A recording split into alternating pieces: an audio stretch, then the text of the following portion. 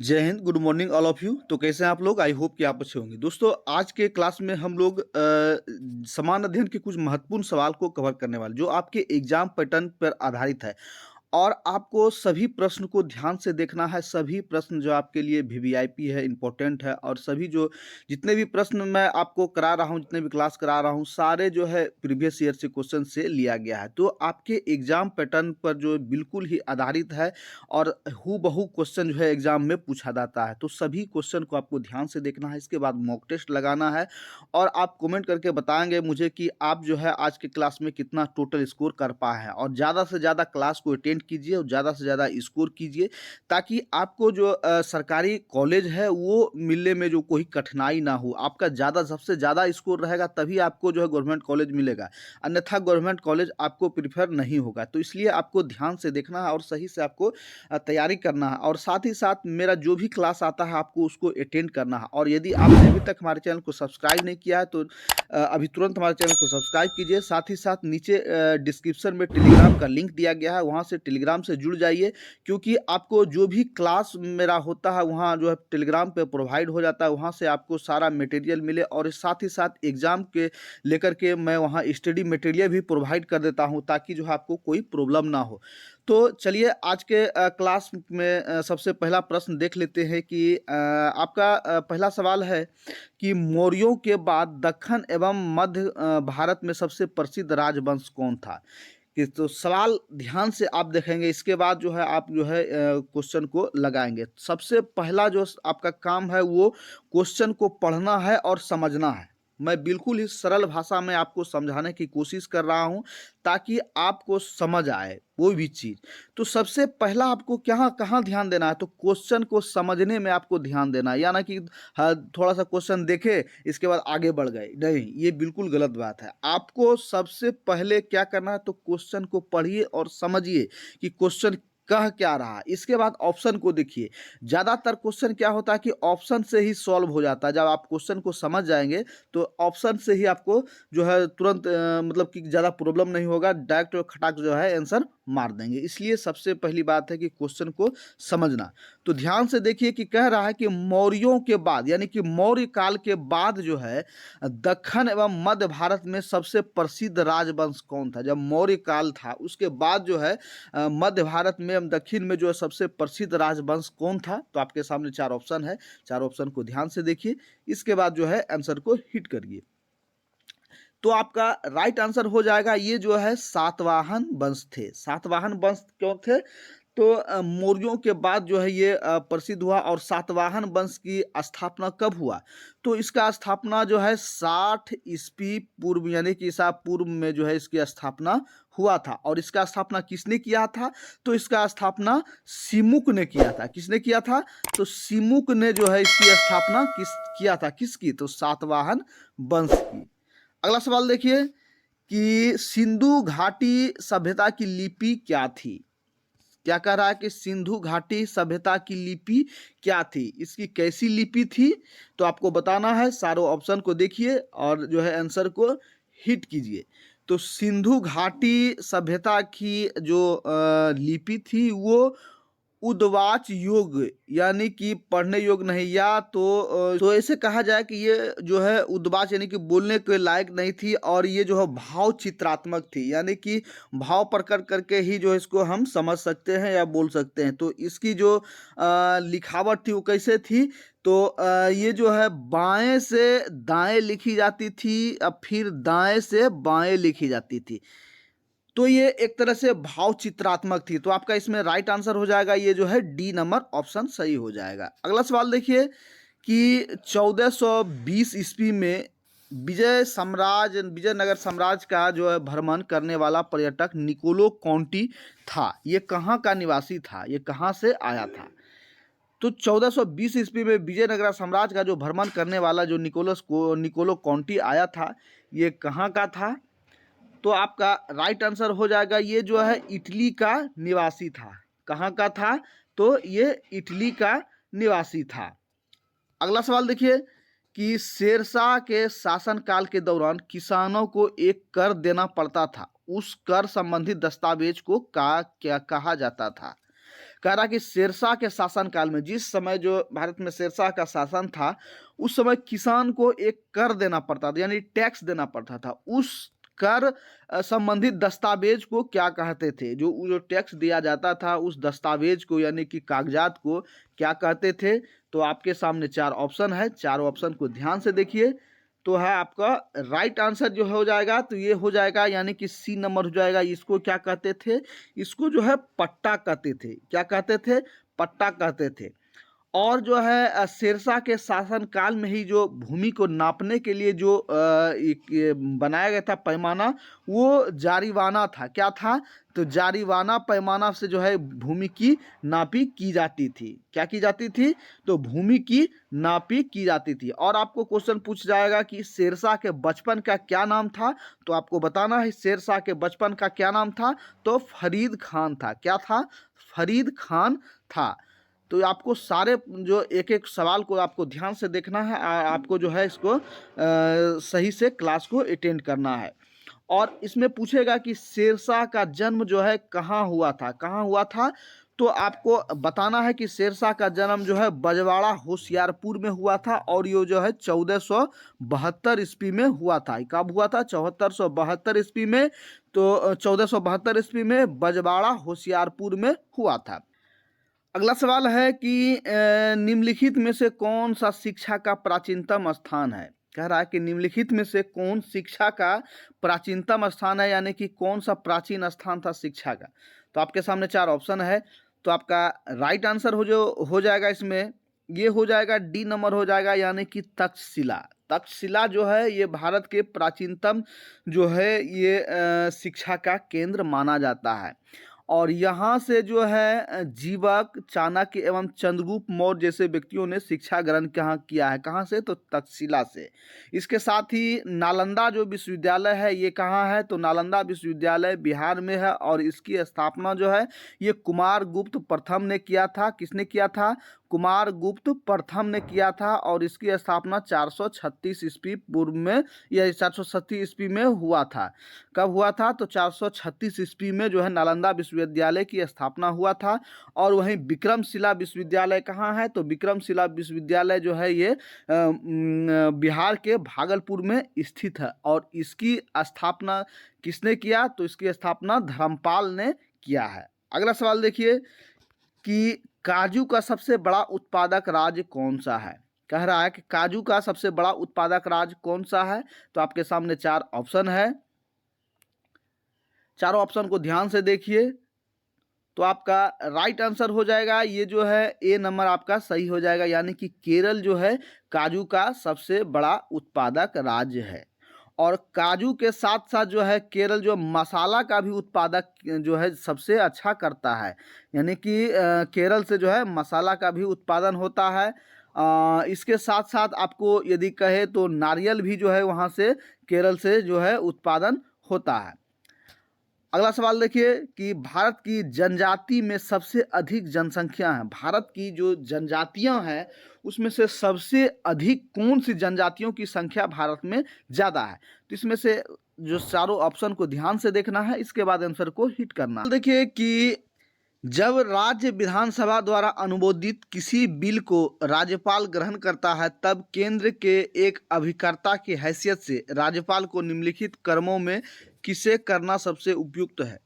जब कह रहा है कि जब राज्य विधानसभा द्वारा जो अनुमोदित कोई भी बिल को, किसी भी बिल को जब राज्यपाल ग्रहण करता है, तो केंद्र के एक अभिकर्ता की हैसियत से राज्यपाल को निम्नलिखित कार्यक्रमों में से क्या करना सबसे उचित है? तो आपको सारे ऑप्शन को ध्यान से देखना कि इनको क्या करना चाहिए।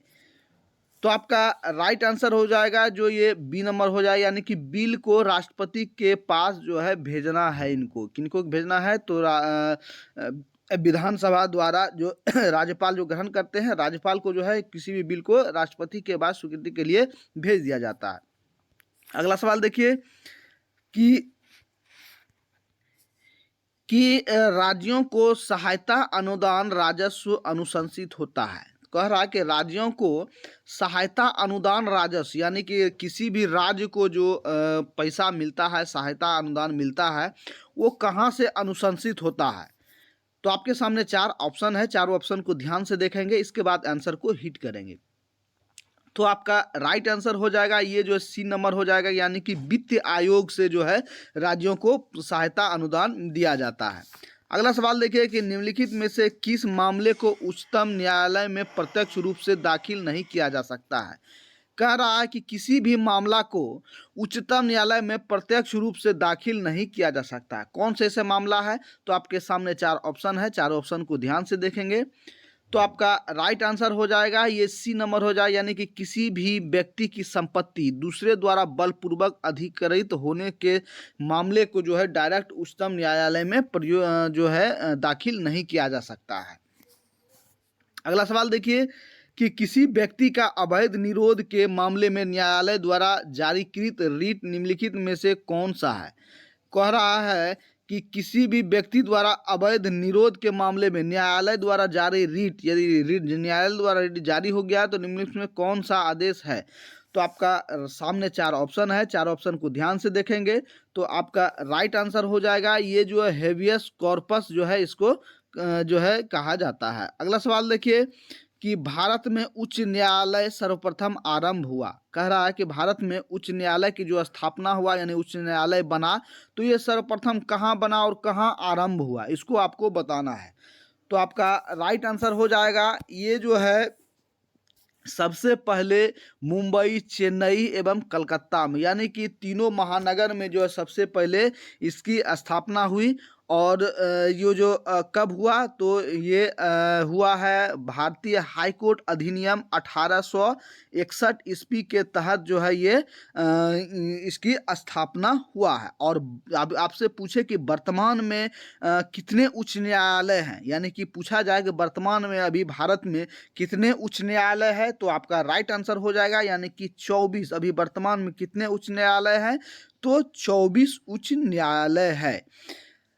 तो पूछेगा एक सवाल और इससे बनता है कि यदि आपको कहेगा कि भारत में सबसे बड़ा उच्च न्यायालय कौन सा है, भारत में सबसे बड़ा उच्च न्यायालय कौन सा है, तो आपका राइट आंसर हो जाएगा ये जो है इलाहाबाद जो है उच्च न्यायालय सबसे बड़ा उच्च न्यायालय है। यानी भारत में सबसे बड़ा उच्च न्यायालय कौन है, तो इलाहाबाद उच्च न्यायालय है। सारे प्रश्न को आपको ध्यान से देखेंगे तो आपको जो है सारा जो है आंसर समझ में आ जाएगा।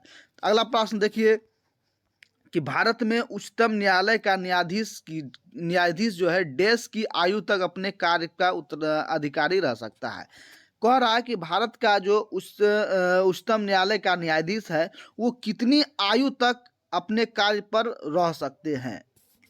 तो आपका राइट आंसर हो जाएगा ये जो है 65 वर्ष की आयु तक जो है इसका कार्यकाल रहता है, यानी कि 65 वर्ष तक आयु तक जो है ये अपने कार्य में रह सकते हैं। अगला सवाल देखिए निम्नलिखित में से कौन सा एक कार्बोरेटर का कार्य है।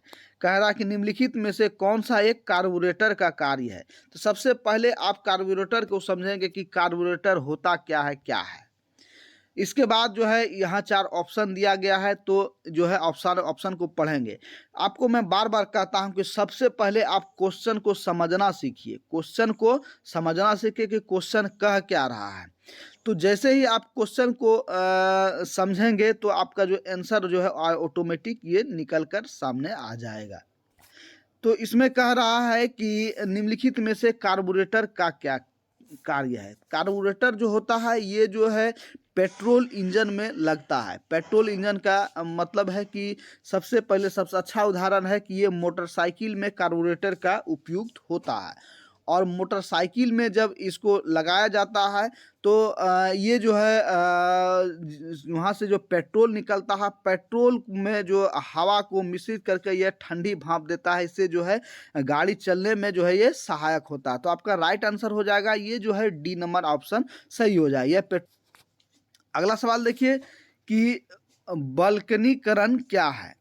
वल्कनीकरण क्या है, तो आपका इसमें राइट आंसर हो जाएगा ये जो वल्कनीकरण है ये रबड़ को सल्फर के साथ गर्म करके सख्त करने की विधि को जो है वल्कनीकरण कहते हैं, यानी कि डी नंबर आपका सही हो जाएगा।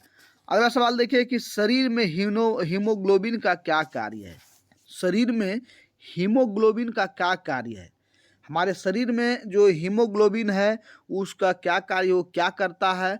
तो आपको बताना है। तो आपका राइट आंसर इसमें हो जाएगा, ये जो है ऑक्सीजन का परिवहन करता है, यानी शरीर में जो खून में जो ऑक्सीजन पाया जाता है, तो खून को जो है ऑक्सीजन के साथ साथ पूरे शरीर में भेजने की प्रक्रिया कौन करता है, तो ये हीमोग्लोबिन करता है। अगला सवाल देखिए कि इन्फ्लुएंजा होते हैं, इन्फ्लुएंजा क्या है, तो आपको बताना है। इन्फ्लुएंजा एक जो बीमारी है, तो ये विषाणु है। तो क्या है, ये एक विषाणु है।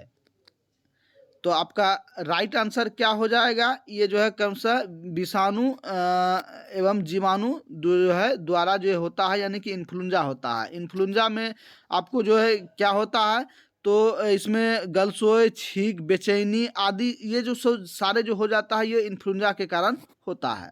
सवाल देखिए कि अंकुरित हरा मटर में भरपूर मिलता है। कह रहा है कि अंकुरित हरा मटर में क्या मिलता है, तो आपके सामने 4 ऑप्शन है। तो आपका राइट आंसर हो जाएगा इसमें अंकुरित मटर में जो है ये protein, vitamin C, vitamin B12 एवं खनिज, ये सारे तत्व जो है ये पाए जाते हैं। किसमें, तो अंकुरित मटर में।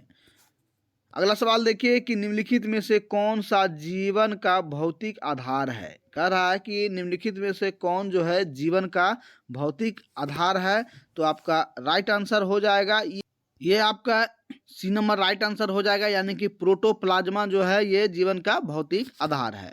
अगला सवाल देखिए कि पैर के खिंचाव में गर्म जल में जिसमें अधिक मात्रा में नमक मिला है, भिगोने से सूजन कम हो जाता है। इस घटना का कारण क्या है। कह रहा है कि यदि पैर में खिंचाव हो गया है, मोच हो गया है, या कुछ सूजन हो गया है, तो उसमें गर्म जल में पानी को गर्म करके उसमें नमक डाल के और पाँव को धोने से या उसमें डालने से जो सूजन कम हो जाता है। तो इस घटना को क्या कहते हैं, तो आपका राइट आंसर हो जाएगा इसको जो है रसापरासन जो है ये कहते हैं, यानी कि ए नंबर आपका राइट आंसर हो जाएगा। इसके द्वारा जो है रसाप्राशन द्वारा जो है दर्द को कम किया जाता है, तो और जो है सूजन को कम किया जाता है। अगला सवाल देखिए कि एक साधारण घड़ी गर्मी में सुस्त हो जाती है क्योंकि पेंडुलम की लंबाई क्या हो जाती है। तो कह रहा है कि इसमें गर्मी के मौसम में साधारण घड़ी जो है सुस्त हो जाती है। पेंडुलम, इसकी जो पेंडुलम घड़ी है इसमें क्या हो जाएगा, तो आपको राइट आंसर हो जाएगा इसमें जो है ये बढ़ जाती है, यानी कि गर्मी के दिनों में पेंडुलम की लंबाई बढ़ जाती है, इसलिए दोलन का काल बढ़ जाता है। अगला सवाल देखिए कि किसी रेफ्रिजरेटर में फ्रीजर शीर्ष पर रखा जाता है। आपने रेफ्रिजरेटर यानी कि फ्रिज में देखा होगा कि फ्रिज में जो फ्रीजर पॉइंट बना होता है बॉक्स फ्रीजर का, तो वो सबसे ऊपर में ही क्यों रहता है फ्रिज के, तो इसको बताना है कि इसमें फ्रीजर जो है सबसे ऊपर में क्यों रहता है। तो आपका राइट आंसर हो जाएगा ये सी नंबर, ताकि संवहन धाराओं द्वारा अंदर के पूरे भाग को ठंडा रख सके, इसलिए जो है वाष्प को एकत्रित होकर जो ठंडक उत्पन्न करता है, यानी कि इसको जो संतुलित करने में जो है ये सहायक होता है, इसलिए इसको जो फ्रीजर को है सबसे टॉप पे रखा जाता है। अगला क्वेश्चन है कि एक ही पावर रॉकेट में कई विद्युत उपकरणों को नहीं जोड़ना चाहिए। कह रहा है कि एक ही पावर रॉकेट में कई विद्युत उपकरणों को नहीं जोड़ना चाहिए। क्यों नहीं जोड़ना चाहिए, क्या कारण है इसका, तो आपका राइट आंसर हो जाएगा ये जो है बी नंबर हो जाए, यानी कि उस्मान अति उस्मान हो जाए, यानी कि ओवर हीटिंग होने के कारण जो है घरेलू वायरिंग जो है ये नष्ट हो सकती है, इसलिए जो है एक ही पावर रॉकेट में ज़्यादा से ज़्यादा उपकरण को नहीं जोड़ना चाहिए। अगला सवाल देखिए कि नींबू और संतरे में उपस्थित अम्ल होता है। नींबू और संतरा में जो कौन सा अम्ल उपस्थित होता है, तो आपको बताना है कि क्या अम्ल है। तो आपका राइट आंसर हो जाएगा ये जो है साइट्रिक अम्ल पाया जाता है। नींबू और संतरे में कौन सा अम्ल पाया जाता है, तो जो है ये साइट्रिक अम्ल पाया जाता है। और वहीं इमली में पूछा जाए कि इमली में कौन सा अम्ल पाया जाता है, तो इमली में आपको टार्टरिक अम्ल पाया जाता है, और टमाटर में आपका ऑक्जेलिक अम्ल पाया जाता है, और दही में आपका लैक्टिक अम्ल पाया जाता है, और आपका सिरका में जो है एसिटिक अम्ल पाया जाता है। तो इस तरह से सारे अम्ल को आपको ध्यान से देखना है। अगला सवाल देखिए कि वाहनों में पीछे का दृश्य देखने के लिए कैसा दर्पण प्रयोग करते हैं। कह रहा है कि वाहनों में यानी कि गाड़ी में जो पीछे की दृश्य को देखने के लिए जो साइड मिरर लगा रहता है वो कैसा दर्पण होता है। तो आपने मोटरसाइकिल में या अन्य वाहनों फोर व्हीलर में देखे होंगे तो जो साइड मिरर जो रहता है उसमें कौन सा जो दर्पण है, तो आपका राइट आंसर हो जाएगा ये जो है उत्तल दर्पण रहता है। अगला सवाल देखिए कि प्रस्वेदन का प्रमुख महत्व क्या है। प्रस्वेदन का प्रमुख महत्व क्या है, तो आपके सामने चार ऑप्शन है, चार ऑप्शन को ध्यान से देखेंगे तो आपका राइट आंसर हो जाएगा ये जो है शरीर के ताप को नियंत्रित रखता है। क्या करता है, तो शरीर के ताप को ये नियंत्रित रखता है। अगला सवाल देखिए कि यकृत द्वारा स्रावित पित्त रस कहाँ संचित होता है। यकृत द्वारा जो पित्त रस जो जाता है ये कहाँ संचित होता है, यहाँ कहाँ एकत्रित होता है, तो आपका राइट आंसर हो जाएगा ये जो है पित्ताशय यानी कि गॉल ब्लैंडर में जो है पित्त एकत्रित होता है। और आपको एक क्वेश्चन और बनेगा, कहेगा कि पित्त का पीएच मान कितना होता है। पित्त का पीएच मान कितना होता है, तो आपका राइट आंसर हो जाएगा ये जो है 7.7 जो है इसका पीएच मान होता है। और पित्त का रंग कैसा होता है, तो पित्त का रंग जो है ये हरा होता है। और पित्त कैसा होता है, तो पित्त जो है ये क्षारीय होता है। और पित्त जब भोजन हम लोग करते हैं, हमारे शरीर में जब भोजन आता है तो ये पित्त जो है भोजन में मिलकर क्षारीय बना देता है, जो पचने में भोजन पचने में ये सहायक होता है। और साथ ही साथ यदि भोजन में कोई हानिकारक बैक्टीरिया या जीवाणु होता है तो इसको जो है ये नष्ट कर देता है। कौन करता है, तो पित्त करता है। तो सारे सवाल को आपको ध्यान से देखना है। अगला सवाल देखिए कि जीवन परिवर्तन जो है किनमें होता है। जीवन परिवर्तन किसमें होता है, तो आपके सामने चार ऑप्शन है, चारों ऑप्शन को ध्यान से देखेंगे तो आपका राइट आंसर हो जाएगा ये जो है डीएनए में जीवन परिवर्तन होता है। किसमें होता है, डीएनए में जो है जीवन परिवर्तन होता है। और पूछेगा कि आपको डीएनए का खोज किसने किया था, तो डीएनए का खोज जो है ये वाटसन एंड क्रिक ने किया था। तो कब किया था, तो 1952 ईस्वी में जो है डीएनए का खोज किया गया था। वाटसन और क्रिक के द्वारा डीएनए का खोज किया गया था। अगला सवाल देखिए, निम्नलिखित में से कौन सर्वाधिक मात्र दालों में विद्वान रहता है। कह रहा है कि निम्नलिखित में से कौन सा सर्वाधिक मात्रा में दालों में विद्यमान रहता है, यानी कि दाल में सबसे अधिक क्या पाया जाता है, क्या मिलता है दाल में सबसे अधिक, तो आपका राइट आंसर हो जाएगा ये जो है प्रोटीन जो है ये दाल में सबसे अधिक मिलता है।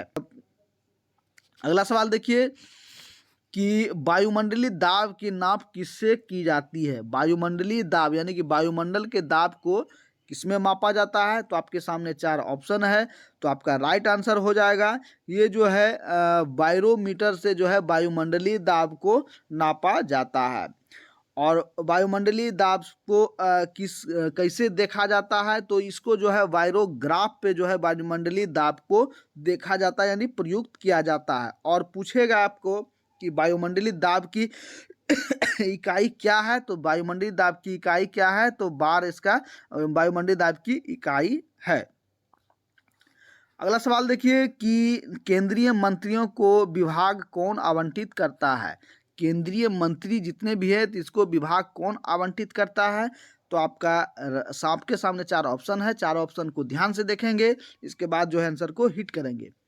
तो आपका राइट आंसर हो जाएगा ये जो है सी नंबर हो जाएगा, प्रधानमंत्री की संस्कृति पर राष्ट्रपति द्वारा, यानी प्रधानमंत्री अनुमोदित करता है और राष्ट्रपति द्वारा जो है इसको स्वीकृत किया जाता है। तो इसी कारण से जो है केंद्रीय मंत्रियों को जो भी विभाग मिलता है, जो भी मंत्रालय मिलता है, ये जो है प्रधानमंत्री की संस्तुति पर जो है ये राष्ट्रपति द्वारा दिया जाता है। अगला सवाल है कि पंडित जवाहरलाल नेहरू का देहावसान कब हुआ था, यानी कि उनकी मृत्यु कब हुआ था। आपके सामने चार ऑप्शन है, चारों ऑप्शन को ध्यान से देखेंगे। फ्रेंड्स, तबीयत कुछ सही नहीं रहने के कारण आपको थोड़ा डिस्टर्ब हो रहा है, इसके लिए माफ़ी चाहते हैं। तो आप चारों ऑप्शन को ध्यान से देखेंगे तो आपका राइट आंसर इसमें हो जाएगा ये जो है 1964 ईस्वी में जो है इनका मृत्यु हुआ था। अगला सवाल देखिए कि कानपुर में हुए 1857 के विद्रोह का नेता कौन था। कह रहा है कि कानपुर में हुए 1857 के विद्रोह का नेता कौन था, जो 1857 में कानपुर से विद्रोह हुआ था। तो आपका राइट आंसर हो जाएगा ये जो है नाना साहब जो है ये कानपुर से विद्रोह किए थे। अगला सवाल देखिए कि वास्को डी गामा ने भारत का एक नया मार्ग खोजा और 1498 ईस्वी में जो है वो भारत पहुंचा। तो ये सबसे पहले कहाँ पहुंचा है। तो आपके सामने 4 ऑप्शन है, चारों ऑप्शन को ध्यान से देखेंगे तो आप इसके बाद जो है आंसर को हिट करेंगे। तो आपका राइट आंसर हो जाएगा ये जो है कालीकट में जो है सबसे पहले पहुँचे थे। कहाँ पहुँचे थे, तो कालीकट में जो है ये पहुँचे थे। अगला सवाल देखिए कि मुगल शासकों के आगमन से पूर्व कश्मीर किस धर्म के प्रमुख केंद्र के रूप में विख्यात था। मुगल शासकों के आगमन से पूर्व यानी जिस समय मुगल शासक नहीं आए थे उसके पहले जो कश्मीर किस धर्म के प्रमुख केंद्र के रूप में था। यानी कि अभी वर्तमान में जो कश्मीर है इसमें कौन से धर्म सबसे ज़्यादा वहाँ रहते थे। तो आपका राइट आंसर हो जाएगा यहाँ जो है शैव धर्म के लोग ज़्यादा रहते थे, यानी कि डी नंबर आपका आंसर सही हो जाएगा। शैव धर्म के लोग जो ज़्यादा वहाँ रहते थे। अगला सवाल देखिए कि भूगोल में शब्द प्रेरी का क्या अर्थ है। कह रहा है कि भूगोल में शब्द प्रेरी का क्या अर्थ है। तो आपके सामने 4 ऑप्शन है, चारों ऑप्शन को ध्यान से देखेंगे तो आपका राइट आंसर हो जाएगा ये जो है ए नंबर हो जाएगा, यानी कि उत्तरी अमेरिका के शीतोष्ण घास के मैदान को ये प्रेरी कहते हैं। क्या कहते हैं, तो उत्तरी अमेरिका के शीतोष्ण घास के मैदान को प्रेरी करते हैं। और प्रेरी क्षेत्र जो है गेहूं उत्पादक के लिए सबसे महत्वपूर्ण माना जाता है और इसे गेहूं का कटोरा भी कहता है। किसको कहता है, तो ये जो है प्रेरी क्षेत्र को गेहूं का कटोरा भी कहा जाता है। अगला सवाल देखिए कि कौन सा देश गेहूं का अग्रणी उत्पादक देश है। कौन सा देश गेहूं का अग्रणी उत्पादक देश है। तो आपका राइट आंसर हो जाएगा ये जो है चीन जो है गेहूं का अग्रणी उत्पादक देश है, यानी कि चीन जो है सबसे ज़्यादा गेहूं उत्पादन करता है। अगला सवाल देखिए कि संसार की सबसे बड़ी नदी कौन सी है। संसार की सबसे बड़ी नदी कौन सी है। तो आपका राइट आंसर हो जाएगा ये जो है नील नदी जो है सबसे बड़ी नदी है। कौन सी नदी है, तो नील नदी सबसे बड़ी नदी है।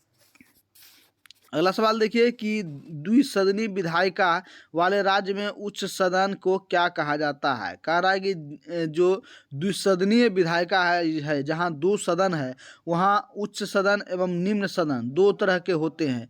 तो उसको क्या कहा जाता है, यानी उच्च सदन को क्या कहेंगे। तो आपका राइट आंसर हो जाएगा इसको जो है विधान परिषद कहेंगे। क्या कहेंगे, विधान परिषद कहेंगे। अगला सवाल देखिए कि विधान परिषद किसी धन विधेयक के क्रियान्वयन को अधिकतम कितनी अवधि तक रोक सकता है। कह रहा है कि विधान परिषद किसी धन विधेयक को जो है क्रियान्वयन के लिए अधिकतम कितने अवधि तक, कितने दिनों तक रोक सकता है।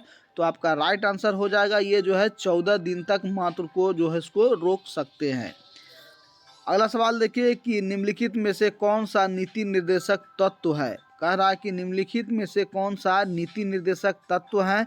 तो आपके सामने 4 ऑप्शन है, 4 ऑप्शन को ध्यान से देखेंगे तो आपका राइट आंसर हो जाएगा ए नंबर हो जाएगा, यानी कि लोगों के जीवन स्तर को ऊंचा उठाना नीति निर्देशक तत्व का ये तत्व है। अगला सवाल देखिए कि राज्य विधानसभा की शक्ति किस पर निर्भर करती है। कह रही है कि राज्य विधानसभा की शक्ति जो है ये किस पर निर्भर करती है। तो आपका राइट आंसर हो जाएगा ये है इसकी जनसंख्या पर। क्या करती है, इसकी जनसंख्या पर।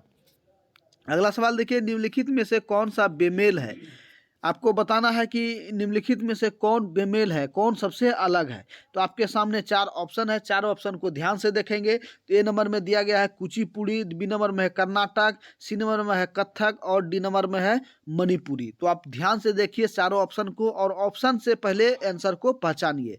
तो आप देखे होंगे कि ये जो कुचिपुड़ी है ये नृत्य है, कर्नाटक ये एक राज्य है, कथक ये जो है नृत्य है, और मणिपुरी क्या है, ये नृत्य है और मणिपुरी भाषा भी है। तो आपको ये इस तरह से चारों आप दिख रहा होगा, तो बेमेल आपको क्या दिख रहा है, ये कर्नाटक। कर्नाटक क्या हो जाएगा, तो ये एक राज्य है, यानी कि बी नंबर आपका राइट आंसर हो जाएगा। अगला सवाल देखिए कि शब्द फ्यूरर किसके लिए प्रयुक्त है। फ्यूरर जो है, फ्यूरर की उपाधि किसको दिया गया था, किसे कहा गया था। तो आपके सामने चार ऑप्शन है, चार ऑप्शन को ध्यान से देखिए। तो आपका राइट आंसर हो जाएगा ए नंबर, यानी हिटलर को जो है फ्यूरर कहा जाता था। फ्यूरर कहा जाता था किसको, हिटलर को कहा जाता था। अगला सवाल देखिए कि मकबरा शब्द क्या है, यानी मकबरा जो है ये क्या है, किसे कहते हैं मकबरा।